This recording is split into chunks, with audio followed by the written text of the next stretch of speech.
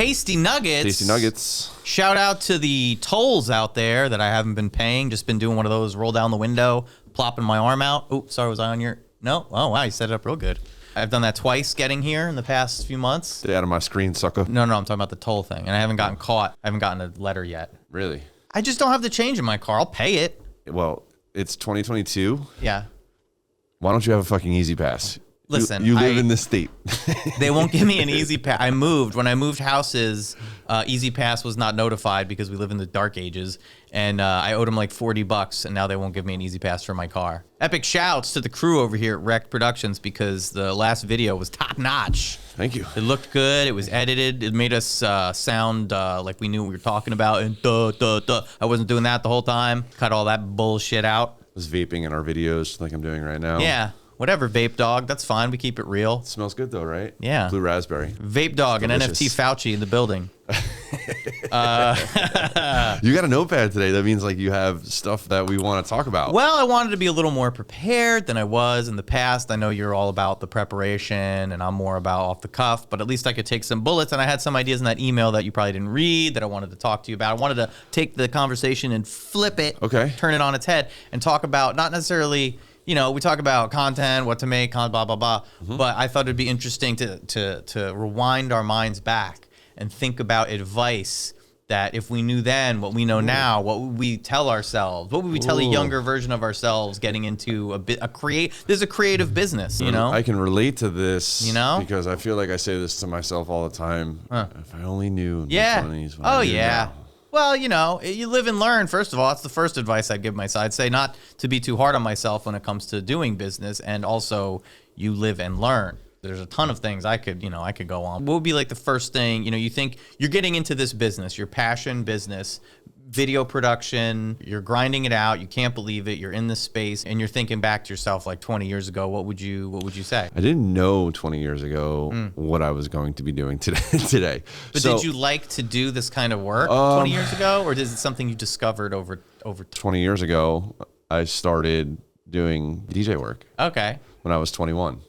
Which, you know, that's post over the road and truck driving and post college. So I've had an interesting previous experience. I kind of like landed in my space. However, I would have told myself 20 years ago, with doing mobile entertainment like that, we very, very lightly scratched the surface of lighting at that point in time, in the early 2000s. So you would have told yourself to be better at lighting? The equipment itself wasn't affordable it's not like it's affordable, but it wasn't anywhere near as easily accessible or affordable as it is today. Only like touring guys really had that type of equipment. Well, the whole world is as things got cheaper and like the accessibility has changed over the years and as technology has shifted. All right, so let's go back 25 years. 25 puts us around 98. I would have, you know what, man? First of all, I would have bought Apple stock. Okay, let's not talk about like Back to the Future 2 style. We're not buying like the sports I would have gotten almanac. the sports almanac. Let's talk about advice, basically to younger people. So I mean, listen, dude. You know, like I would have paid attention a little bit more, or taken advantage of some opportunities in education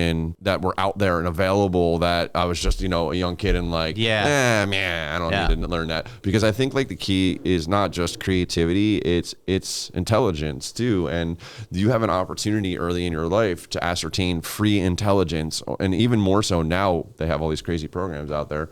I think it would be in your best interest to try to learn as much as you possibly can. You know, you can't fake it till you make it in everything in life. You know, like you have to have.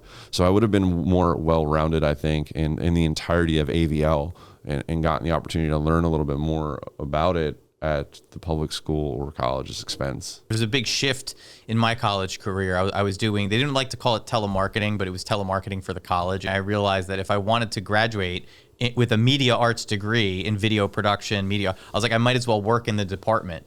And as soon as I realized that, it was funny, the day I realized how horrible my job was and how I should really focus on graduating and getting involved in the department, like that day I looked in the school paper. Coincidentally, I would be working for the school paper at one point, learning graphic design and whatnot. If you're into something, don't be afraid to get into it, and don't be afraid to be dumb. You know, go into it, kind of what you're saying about education. Like, experience is the number one place to learn this stuff, and putting yourself in a position where you're at least around it. Even if you're doing grunt, like I was doing basic AV work, I was setting up, the reels on films. I was setting up, replacing bulbs in projectors and stuff. And I kind of loved it. It was actually probably the best job I was ever, I excelled at it. But I was around all the professors, and I got to talk to them about their crazy stories about, meeting Dennis Hopper. They were working some job in South America where they were stuffing cocaine into the canisters and like mailing it back. Anyway, I met a lot of interesting people doing that. And I got to watch, I basically love watching movies. So I just got to watch movies all the time, Yeah. So immersing yourself and not being afraid to do that. You're young and you're watching this and you have the opportunity to be in something like stage crew, and you want to be involved in any kind of like, even you don't think, hey, I don't want to be in theater work. Like being on stage crew and learning the ins and outs of because it's how everything works. Let me finish my sentence first. How everything works. And it's literally a moving chemistry project. And, it ties into so many different fields when you get to certain levels being in production, where you have engineers and consultants, and there's so many different ways you can be involved in production itself. So that would be my advice. It's also networking too. I mean, being around that, as long as you're not like don't be a douche. Listen more than you speak, which is funny coming from me, but like it's really important for you to take in as much as you can without, if you're around people like that, observe and really take it in. Definitely network. I mean, when I first went to college, I somehow became speakers director for the entire university. So I was in charge of national acts that were coming in, comedians. I got to meet like Jimmy Fallon, Amy Pollard. I got to meet all these people that it was just amazing. I got to meet them, but I didn't really take full advantage of it. I didn't like really understand. No one ever explained to me what I'm explaining right now, which is when you're in those moments, you really have to like take it all in and really network. Obviously, I'm not going to be networking with like Jimmy Fallon, but the people that I was working with, that I had those opportunities with, I had the opportunity at the time to really take more of an advantage of that. It led to more opportunities, but I was kind of a dumbass when it came to respecting those opportunities that I had. And leading into network now. Yeah. Network or no work, man. In my industry in particular, I get to work with all these different artists, right? And it's insane how like the web of the world comes together, and who some of these, I call it running the circuit. They run the circuit. These musicians run the circuit. And by that, I mean that they're touring with all of these huge name people and who their experiences and who they're hanging out with. And then you do right by other people within that network. And when something comes up, and somebody's looking for a suggestion, then they're the first people to be like, oh, you know what, dude? Yeah. In my case, I'll use my case. And I know this great studio. It's not, ginormous, but it's a great studio. The people there are incredible. That's a big part of it. And then boom, next thing you know, you got some like super Eddie mega Vedder house coming in. Meh. What are you talking about? You wouldn't want Eddie Vedder in your production studio? Yeah, maybe 1993 What are you Eddie talking Vedder. about? What do you mean? I'm not a fan of 2020. All right, Pearl Jam. here's the second. Don't let your personal taste get in the way of business. No. Okay, yeah. Wait. I retract that. If Eddie Vedder wants to come here, he is welcome to come here. I mean, he's going to be tomorrow. here. Was that last time or this time? See Here Now. They're doing the Asbury Park Festival. There's going to be big names. Are they doing it again? I don't know if that's in September, isn't it? Doesn't matter. Yeah. But you could play anyway. You touched on something aside from all the silliness. You touched on the fact that people recommend. Yep. It's not about like selling yourself in a douchey, sleazy way. It's just being a good person that you're professional, and you're also not a douchebag to be around. Yeah. That's a winning combination. It's one thing to tell everybody that you're great, but if you are great, people will tell you that you're great. Yeah. You know what I mean? So that douchey thing doesn't really work so well. As I met these celebrities, I learned that don't tell jokes to comedians and don't play music for musicians. I didn't do that. I wouldn't want to do either of those things. No. That's why I feel bad for the people on like American Idol and stuff. You're out there singing. Not only are you singing in front of them, but you're singing. They pick like their song. Well, I'd to see sing in front of them. We did this event with Jimmy Fallon. He was there. This was before he had his own show. Back in the olden days. But like when he was still on SNL. People were like telling him jokes, and he's just like ha ha ha. But I was just sitting there. You sit there with him. You were having dinner, and we were just shooting the shit. And it's like you just be yourself. Be a genuine person. And don't try to like sell, just be good at what you do, be great at what you do if you can, learn what you can, be as quiet as you can. Don't be a douchebag, basically. Yeah, listen more would have been a good one too. Yeah. Listen more. Oh man, I talked so much. It was so stupid. So stupid. Yeah, when I think about that now. You know? It's tough because in this situation I'm like forced to talk a lot, but I like to kind of just take it back and and talk with my ears. It took me up until recently to just talk so much less when you're in a position of talking to, when you're in the same air as a successful business person, like a millionaire who knows what they're doing, who's people even that are retired, like ask them questions. They don't really, they have so much knowledge to give that it's just, it's so important to really soak all that in when you get a chance. So, I mean, that was my number one thing on here was speak less. Yeah, speak less. I agree with that. People think I'm being mean when I do that. Like, oh, you're being mean or no, I'm not. I'm really just listening to everything that's happening. So I remember I worked at Blockbuster Video for all the youngsters out Which there. one? Oh, you weren't in Albuquerque. Oh. I met Doogie when I worked there. Doogie Howser. Here's some advice. Dear diary. Yeah, if you meet Neil Patrick Harris, don't call him Doogie. He doesn't like that. I remember my goofball manager at the time. I was just like, he asked me a question. I turn around and in my head I'm like Doogie, but like he asked me a question about some video game and I was talking to him, and then of course my meathead manager comes out and she's just like Doogie. I'm like you don't know what's going on. Imagine you're a child star. And you don't want to get typographed into a box. And then, so you did one thing 35 years ago or 30 years ago, and then everybody keeps calling you that for 30 plus years. Yeah, nobody. And you've done like Broadway plays and won like Grammys or luckily, Oscars or whatever the fuck you win. He did make a comeback, so good for Neil Patrick Harris. Good for Neil. Just be nice to Just everybody. be normal. Treat everybody. Even to this day, it's so funny because I've met quasi famous people recently. Stop playing footsies with me. I know. I'm sorry. Don't play footsies with your co-host. I've met quasi celebrities recently, and you find yourself saying things or doing things, and you're like, "Am I doing this to get attention? Am I doing this to be genuine, or am I doing this to like get an edge with this person?" And it really made me like check myself and be like, "Don't be a douche to this person. Be yourself." Yeah. Be yourself and don't have expectations. Yeah. Like, don't try to sell yourself like they're going to be like.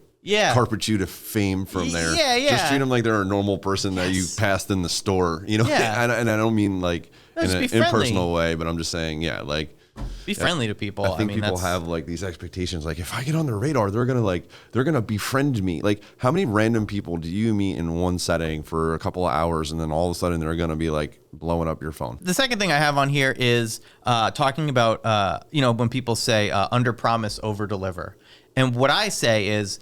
And something that I used to not do was I'd overpromise and underdeliver. But what I say is like underpromise and deliver exactly what you're supposed to deliver. I mean, I wouldn't say overdeliver. If you're running your own business, I would deliver exactly what you say you're going to deliver.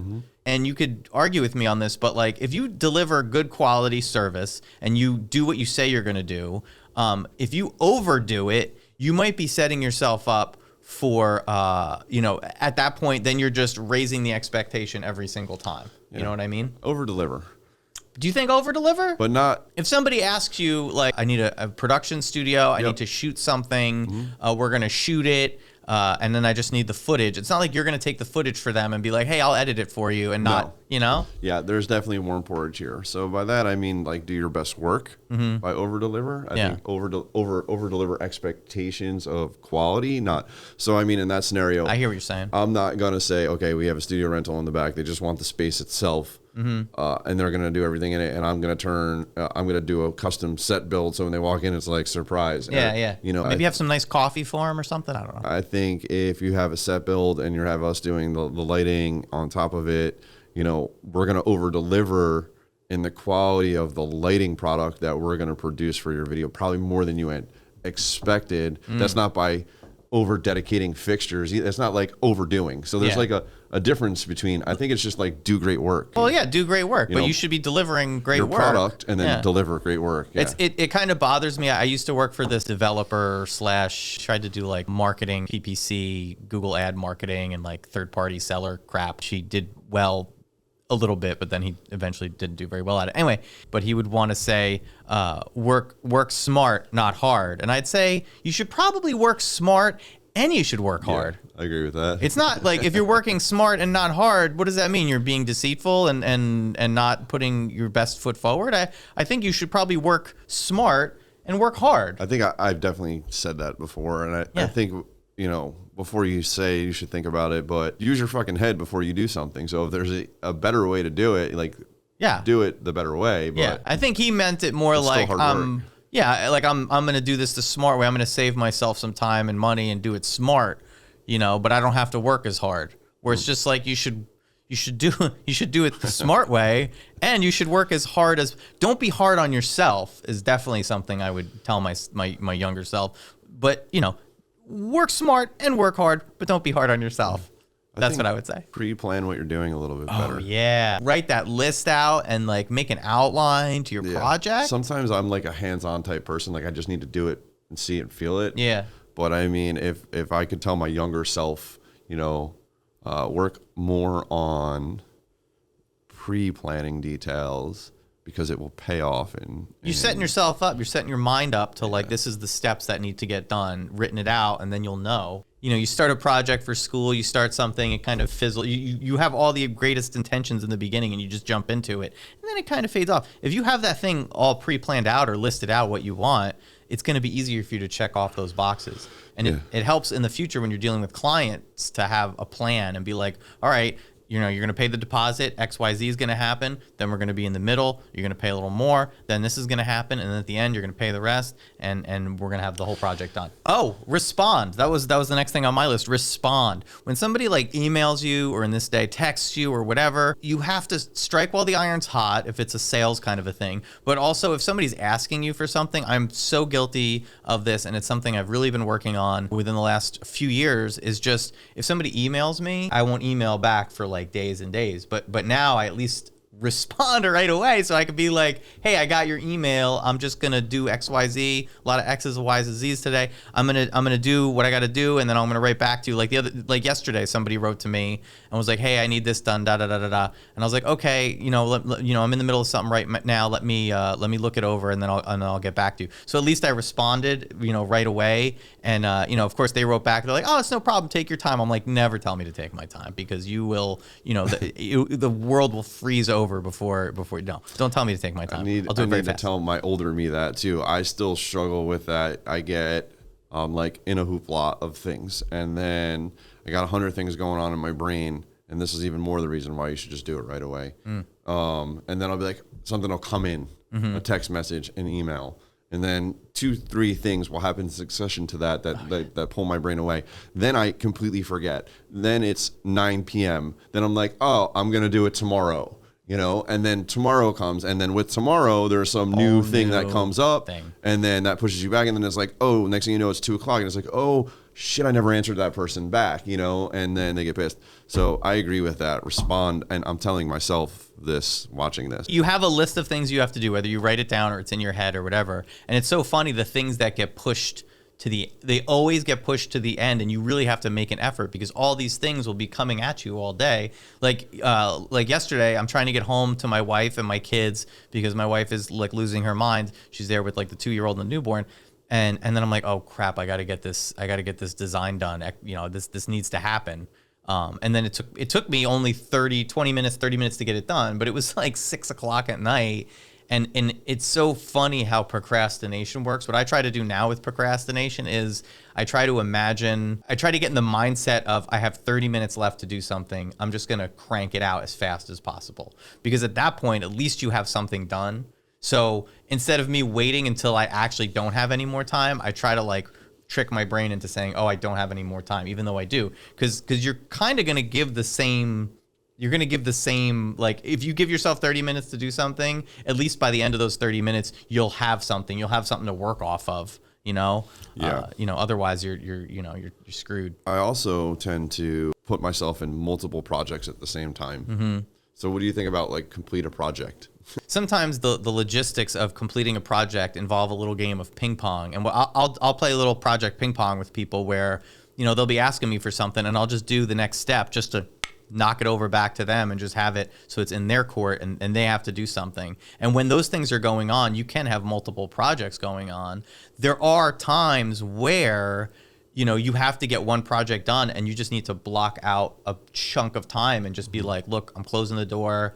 I'm going to put some like meditative or drum and bass music on, and I'm just going to sit there and get in the zone and just do what I have to do. And even though all these other things are going to be creeping into your mind, or people are going to be trying to get in touch with you, you just have to sit there and really, there's two ways of going about it. You have to have all the projects listed out, what you have to do. You have to prioritize it based on what needs to get done first, what's time sensitive and what's not. And then eventually there's certain things that aren't time sensitive that you're just going to keep pushing back, that you have to say, look, I'm going to devote this block of time to just doing this and getting it done. I had to do that. We talked the other week about the eviction attorney, and I had to get those blogs just completed. And I had all this stuff going on. It was the end of the month, but I was like, I have to get this done. So I just sat there and just skewed everything else out of the way and just focused on that one thing. Yeah. So it's a balance that you kind of have to learn. I'll segment out my work and literally just say, look, like I'm going to be working on this project for the next 4 or 5 hours. So like, if you need me for something,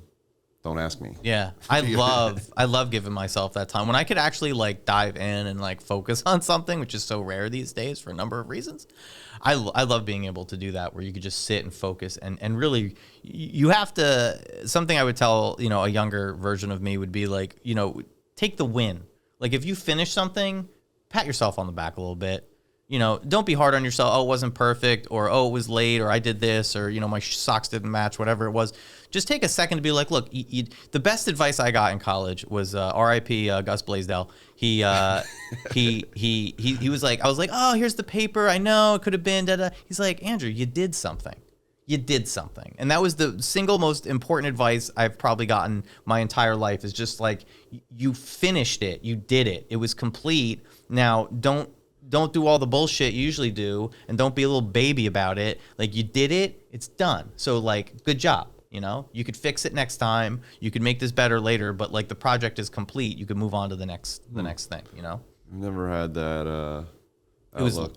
It was life-changing. He was one of the greatest. I never had in grammar school, as I've talked about before, high school, I never had a teacher that like actually inspired me or gave me a shot to just do what I like to do. I was often told to, believe it or not, be quiet. I was often kicked out of classes. I was often disruptive. Nobody ever harnessed that energy. My senior year of high school, I wanted to take an art class. I had all my credits done. They wouldn't let me take an art class. I'm like, why aren't you letting me take an art class? Like, they didn't encourage what I like to do.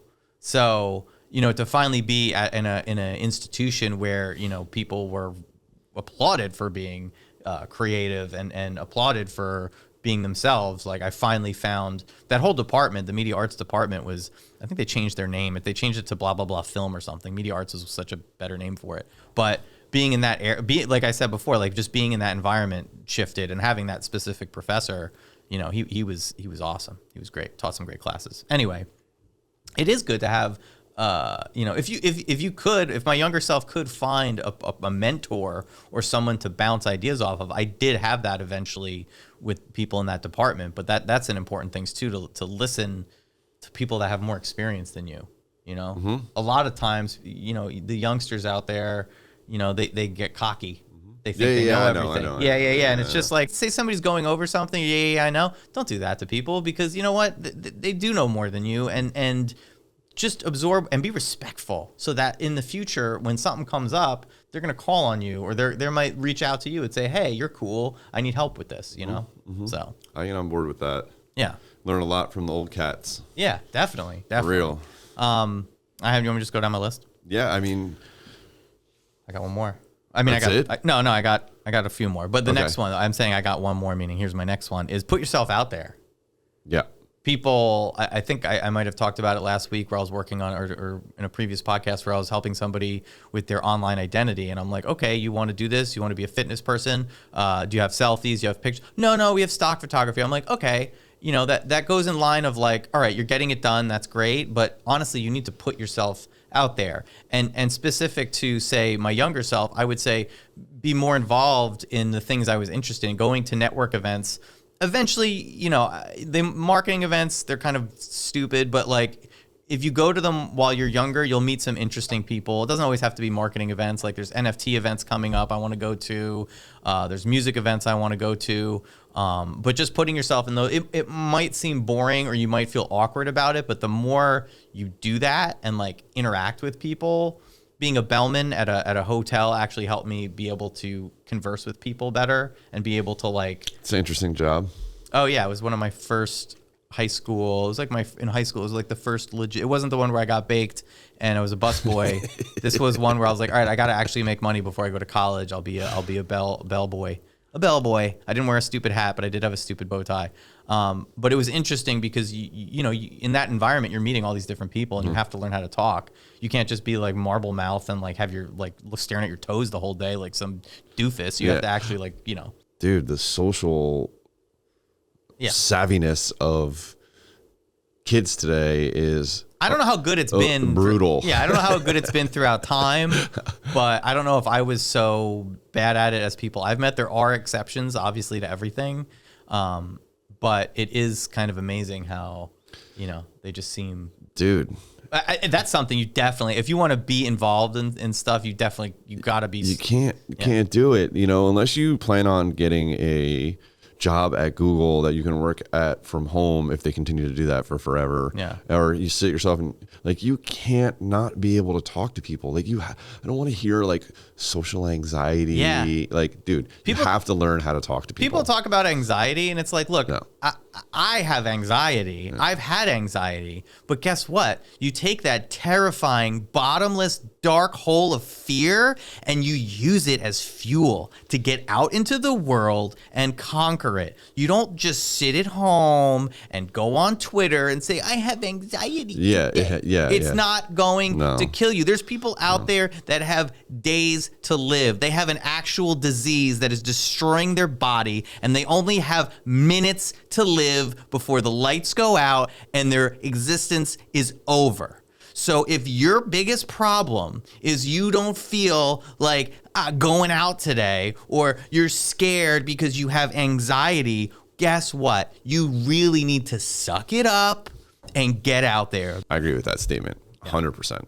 By the way, you have to be able to talk to people. Stop. And I see it when I go to stores, you know, and there's younger kids that are working in client-facing positions, which, you know, whether it's cash registers or the foods, you know, I guess the ideal thing is to be like food station behind Wawa because they just have to order. You can't order over the counter. You just have to press the button on the computer, and you can't even like really talk to them back there. I love meeting friendly people. There's a guy at Windmill, this kid that worked at Windmill, and you go in there and he was friendly. He would talk, hey, what's up? How's it going? Blah, blah, blah. Talk. If you're going to be in customer service, you should totally be that. Yeah. Otherwise, you have to find a job that would allow you not to have to talk to people, but you still need to be able to talk to people. Speaking of cashiers, grocery store, I'm there, I'm checking out. I bag. I asked the cashier one time, you know, within the last year I'm grocery shop, I'm like, bagging, do cashiers like it? And the lady's like, yeah, they love it when you bag. You bag, you're helping out. So I'm like, all right. So I became a bagger. I wasn't always a bagger. I always felt awkward about bagging. Should I bag? Am I intruding? But I just asked the cashier, hey, should I bag? And they're like, we love a bag. So I became a bagger and I'm getting ready to bag. I'm bagging it up. And this was a different time. There was a youngster at the cashier. I like the way you work it. Yeah. Thank you. No diggity. Bag it up. So I'm bagging at this other time, and there was a youngster at the cashier, and I'm bagging it, and I'm like grabbing it, and she's, I said, hi, how you doing, whatever, bag. I'm really, I just everything. I need to slow down. I'm really uncomfortable right now. I'm like, what are you? Oh yeah, you told me this story. Yeah. You told me this story. I love telling this story. I'm like, what are you talking about? I'm like, I'm bagging, I'm helping, and you're being super weird about it. But you know, whatever. It's like newsflash, she wasn't there the next week I went to the grocery store. Yeah, you know, I think there's a slippery slope because they say, you know, people refer to people at my age as Gen X, and younger kids say that, you know, like, you know, Gen X always like muddled it up, and you know, and now they kind of like everything is their own little not disease, but disorder, you know, like, oh, there's all these disorders and we're just going to take you know, give you some medicine and give you some medicine and give you, but like, what's right or wrong here?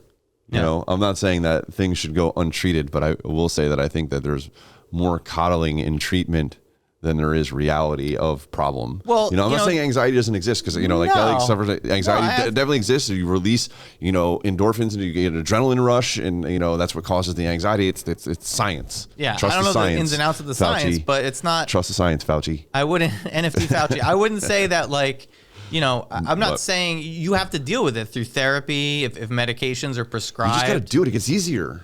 Well, yeah, it gets easier Talking the more to you people, treat it. Don't let it become part of your identity as like, I have this and this is who I am. It's like, you have to figure out a way to seek professional help, to work don't let it stop you from living. You're not a vampire. If you go outside, the sun isn't going to burn your flesh off. Like you have to figure out how to if you want certain unless things you're out of Saul's life, brother.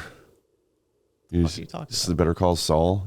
Spoiler alert, first of all. Second of all, what you kind never of saw segue that is show? that? I don't know. You're talking about going out in the sun. He was afraid to go out of the house. Oh, okay. Yeah, I know.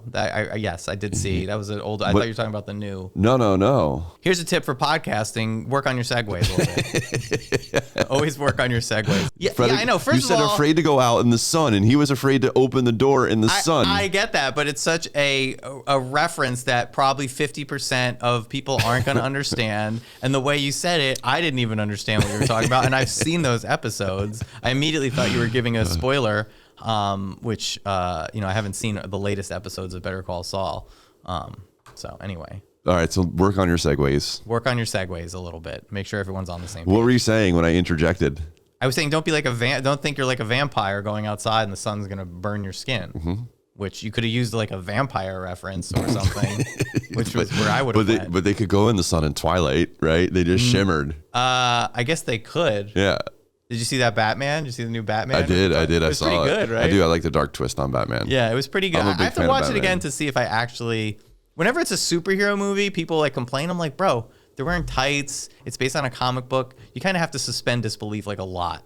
But at the same time, I'm like, spoiler alerts. The Riddler was he was across the street the whole time. He was in his little apartment across the street. Yeah, it wasn't like the well-dressed, like he was super smart with his little riddles, but he wasn't like the extrovert that the Riddler kind of is. No, like a Jim Carrey version, or like the old school Batman, with the little purple question marks all over. I like it. I like the darker approach. Gotham to me is always a dark thing anyway, but I will say this: it was a good movie. I had fairly high expectations for it based off of the banter that I've heard about it leading up to it. I think that the dude from Twilight, whatever his name is, Robert Pattinson, yes. He's really trying to. He did a good job. Oh yeah, he did a great job. The movie was a little slow moving. I mean, it's like a 3-hour movie. Yeah, it was a little slow moving. I think it could have been a little bit more streamlined, a little more ass kicking, a little less, Catwoman. But that's just, Yeah, I do like the set work, the lighting, the way it's. I mean, you look at all of that; it's incredible. Yeah, I had a friend in high school who actually her dad worked on movies his whole life. He worked in production. He worked on one of my favorite movies, The Conversation with Gene Hackman.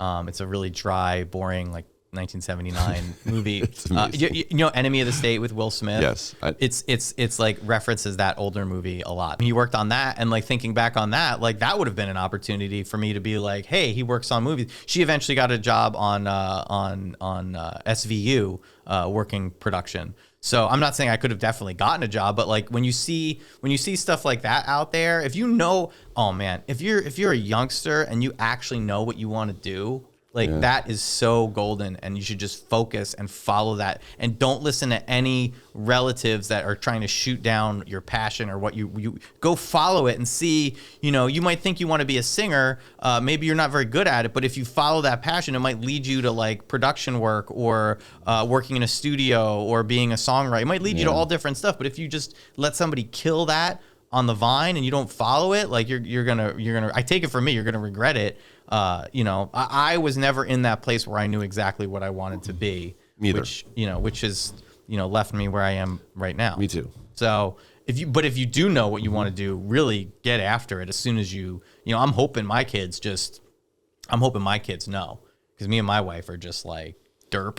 We don't know what we want to do. And we're doing whatever, but like, it's so much nicer when you see somebody like Justin Bieber. He plays the drums. He was into doing stuff at a young age, and you get to develop that like so much sooner. That's probably why they're great at what they do, because like any thing in life. If you practice your craft, Yeah. you get great at it. You know, people are like, oh, well, you know, I'm not really that good at it. You ever watch like, everyone is always going to be drawn to go to the sports and be like, okay, well, look at a professional baseball player. They practice 5 days a week, you know, the sports celebrity is what I was going to say. But you can even do it on an artistry level. Like I have literally seen on TikTok, a kid who posted like a time lapse of like his drawings over the course of when he started drawing as a kid to where he was at 21. And where he started at as a kid would be like as any kid. And, you know, like, let's call it 8 years old. By 13, he was still, that's so great, you know, but a little bit better. You know, 17, he started getting into like shading and stuff like that. By 21, it's like, it's incredible. And it's like, it's not something that you think that people that draw, like you're born with the artistic ability to be able to draw, but that's not the case. I had friends in college that this one friend, a painter, he was horrible, and we used to make fun of him because he was so bad, but he just stayed at it, and he got so good, so amazing. I had another friend, a roommate, good friend of mine, he played guitar, and he played classical guitar that's all he did was play. He went to, you know, whatever job, school, but then he would just sit in his room and play over and over again, the same thing over and over and over again, and you know, killed it. So it does take that. You have to be dedicated, and you will get better. That was my last piece of advice is like, learn to code. If you don't know what you want to do, learn JavaScript. Teach that in school? You know, I learned all the coding I know. I learned through the internet. People at school are usually behind, and it's way more expensive than just buying a book or going online. I think they teach it in like middle school now. Good. They should. They should. You know how I used to have typing? We used to have typing class? I used to have typing too. They teach coding in school. That's great. Good. Learn it. Learn a code. Learn JavaScript specifically, I would say.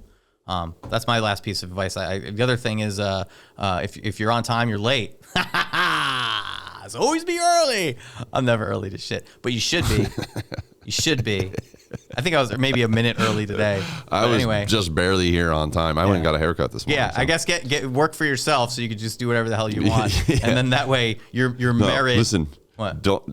Find some way to get rich before you have to work for yourself. Yeah, I mean, that's my best advice to younger me. Buy some crypto, younger me. Find some way to get rich. Yeah, I mean that's your first option. Second option is if you're working for yourself, it's kind of nice, but nobody else is going to do the work for you. Yeah. Well, until you grow your business and if you hire people to do the stuff, you know, like bookkeeping. I don't want to do that. Oof, me either. Tasty nuggets. That's it. That's all. All right, I'm good. Bye. Tasty nuggets.